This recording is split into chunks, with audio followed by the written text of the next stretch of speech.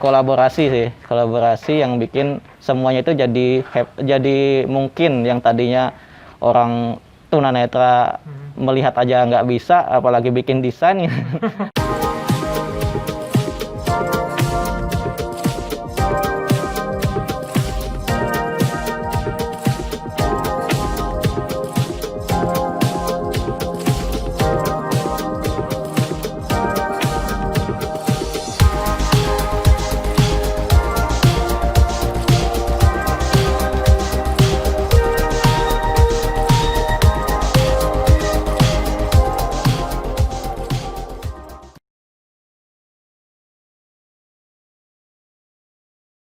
Kolaborasi itu jadi kita bisa memiliki porsi masing-masing, dan ketika semuanya itu digabungkan ya akhirnya tujuannya itu akan tercapai gitu. Waduh, luar biasa ya. Nah, cuma kalau kita boleh flashback ke belakang, saya juga ada beberapa kawan-kawan yang punya keterbatasan lah ya. Kalau kita sebutnya disabilitas atau difabilitas itu, mohon maaf kalau boleh tahu gitu kan, itu Mas Riko itu apakah tunanetra sejak lahir gitu kan, from the baby born, atau karena ada accident dalam perjalanan, atau bisa diceritain nggak Mas? Ya. Awalnya itu. Kalau dibilang saya udah profesional ya di tunanetra. Udah 20 tahun lebih gitu. Oh, tapi katanya saya mengidap glukoma, nama penyakitnya. Itu sejak usia 11 tahun ketahuannya. Jadi dari baby born sampai 11 tahun itu sebenarnya normal Mas ya? Oh, normal. Okay. Iya, semua normal sih, maksudnya bisa membaca, bisa melihat yang kecil-kecil, bintang misalnya tapi kalau warna mata emang saya dari kecil itu sudah biru gitu matanya, karena emang keturunan juga. Tapi secara visual itu nggak ada masalah. Okay. Tapi yang saya sadari itu mulai kelas 3 SD itu memang guru saya nyuruh duduk di depan, tapi nggak bilang maksudnya kenapa harus kayak gitu segala macam. Tapi yang benar-benar parahnya itu pas 11 tahun, kelas 5, saya mulai nggak bisa baca. Mulai nggak bisa baca. Kanan dulu, kiri dulu, atau? Kanan dulu. Oh, kanan dulu, oke. Yang kirinya ikutan. Okay. Jadi menurut prediksi dokter sih kemungkinan gara-gara dulu saya pernah minum obat paru-paru. Obat paru-paru? Iya, obat paru-paru. Kemudian itu kan minumnya lebih dari setahun. Oke. Jadi ada impact ke matanya. Oh, gitu. Jadi itu artinya drastis gitu Mas, langsung 100% enggak. Kan? Atau itu gradual gitu? Gradual. Jadi pertama misalnya kayak ada kabut-kabut dulu, berair. Bahkan dulu saya lebih dari 1 tahun itu sakit terus, berair terus. Oke. Ya. Akhirnya ya pokoknya semua pengobatan dari yang normal sampai abnormal itu udah dicoba. Dari mulai orang pintar sampai orang bodoh dicoba semua ya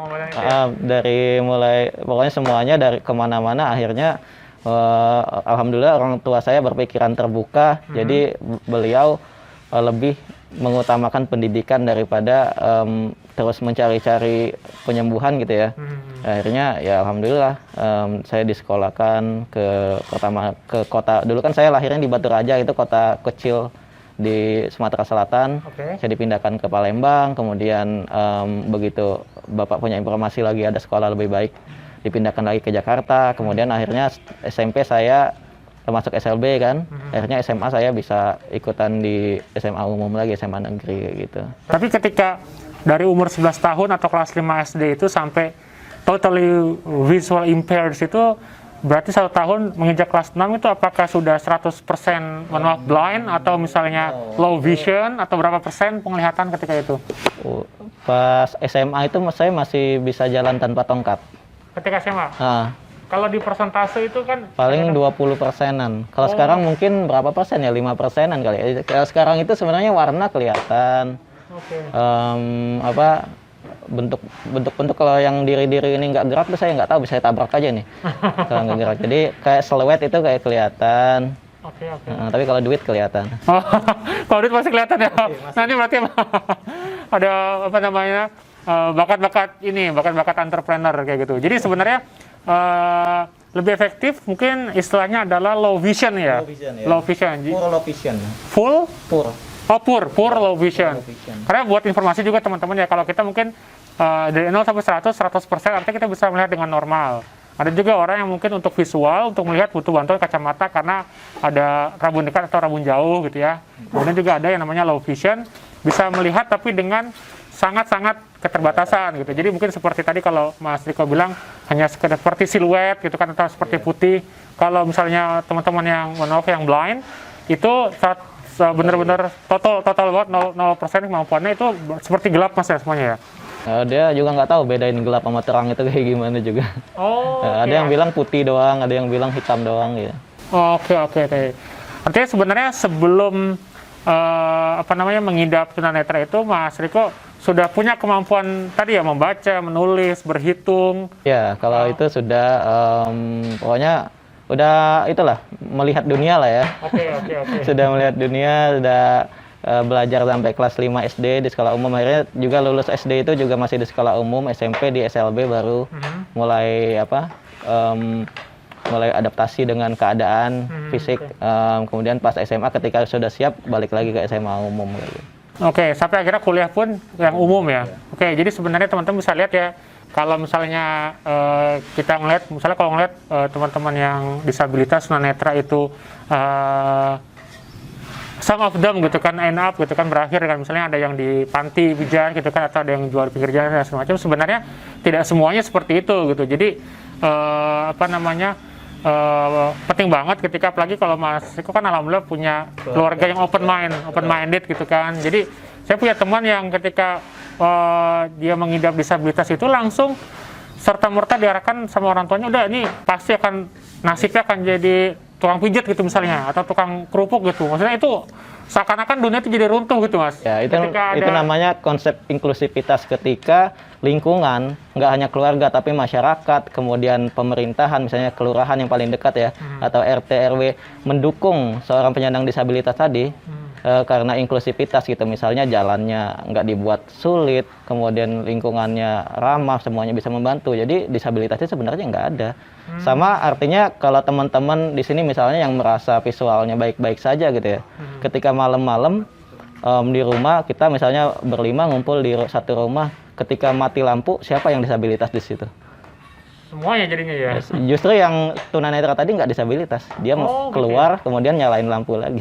Karena udah terbiasa dengan. Ya, jadi yang membatasi itu bukan keadaan fisiknya tapi lingkungan supporting environment-nya itu loh.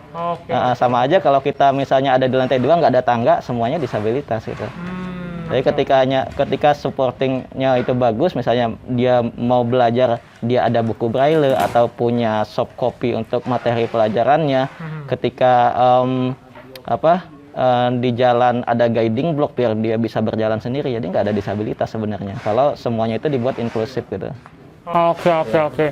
Ini juga sebenarnya kalau berbicara lebih jauh ya tentang topik disabilitas ini, itu masih jadi PR besar juga Mas ya. Karena emang mungkin juga karena kan kalau di negara kita Indonesia itu belum seramah di negara-negara, khususnya negara-negara maju ya, seperti kayak akses transportasi, kemudian akses pendidikan gitu kan, dan juga ketersediaan lapangan kerja. Kalau tadi dibilang kan mungkin undang-undang udah ada gitu kan, regulasinya udah ada, tapi kan in reality tetap aja gitu kan. Menariknya dengan wirausaha yang tadinya saya kesulitan nyari kerja buat diri sendiri, malahan sekarang bisa punya kerjaan sendiri dan bisa membuka lapangan kerja untuk orang lain, bahkan bukan yang disabilitas. Subhanallah. Nah ini dia, jadi balik lagi ke topik tentang entrepreneurship gitu kan. Nah itu memang kalau entrepreneurship itu Mas, memang cita-cita, karena kadang-kadang kalau anak kecil tuh apa cita-citanya mau jadi YouTuber. Kalau sekarang YouTuber ya, kalau dulu kan mau jadi dokter, kalau udah gede mau besar jadi apa, mau jadi pilot gitu kan. Kalau sekarang kan YouTuber gitu. Apakah jadi entrepreneur atau wirausaha itu cita-cita dari kecil, atau ini mengalir begitu aja dalam hidup Mas? Jujur sih ngalir gitu aja ya. Tapi benar-benar cita-cita saya dari dulu itu pengen tentang teknologi, itu memang saya dari dulu benar-benar pengen ngulik tentang teknologi gitu. Cita-cita saya itu sebenarnya dari dulu pengen punya perusahaan internasional. Wah, subhanallah, amin. Perusahaan yang bergerak di bidang apa nih Mas? Di bidang perdagangan dengan itu juga sih, maksudnya service juga.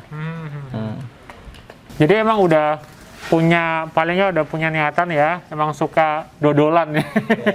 Suka dagang, suka jualan. Tapi tadi menarik ya, apa namanya kita kan Mas Riko tadi sempat cerita gitu kan tentang pernah kerja di salah satu bank besar gitu ya di Jakarta kayak gitu. Jadi kalau tentang isu kewirausahaan itu emang kan untuk salah satu ini apalagi anak muda nih Mas. Banyak yang sekarang kayak jadi YouTuber sukses gitu kan, jadi miliarder muda dan segala macam gitu kan. Saya pernah beberapa kali ikut, orang itu rata-rata kalau misalnya jadi pengusaha itu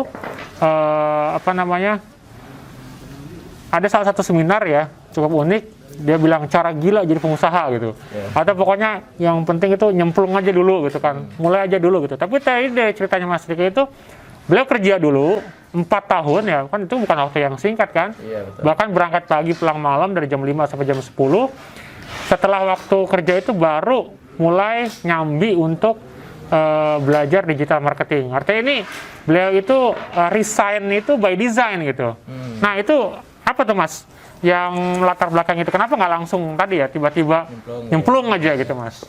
Ya mungkin prinsipnya gini sih, kalau misalnya ada orang yang benar-benar totally gitu, misalnya tiba-tiba nyemplung ke sana, nyemplung ke sini, mungkin dia masih punya independensi ya. Jadi mungkin dia single, nggak punya tanggungan, nggak punya apa. Tapi ketika kita sudah punya tanggung jawab, misalnya sebagai seorang kepala keluarga, atau kita punya adik-adik atau punya saudara, orang tua yang harus dibiayai, kita nggak bisa ngelakuin hal kayak gitu.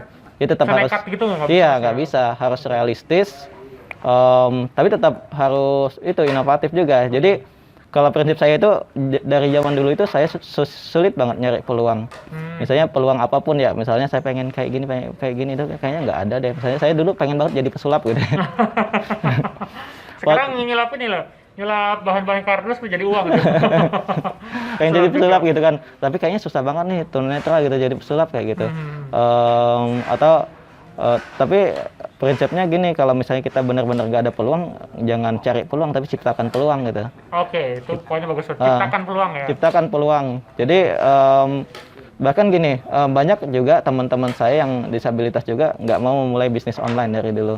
Pertama mungkin dari zaman dulu emang sebelum ada marketplace gitu ya, banyak banget penipuan di bisnis online ya. Betul. Karena orang transfer barangnya dikirim. Iya, udah diskon 50%, bayar DP 50% dulu, barang nyampe baru bayar gitu kan. Itu kan jelas penipuan banget kan. Bahkan saya juga pernah dulu ketipu money game juga pernah. Zaman SMA hilang duit 200.000 itu ngenes banget gitu ya.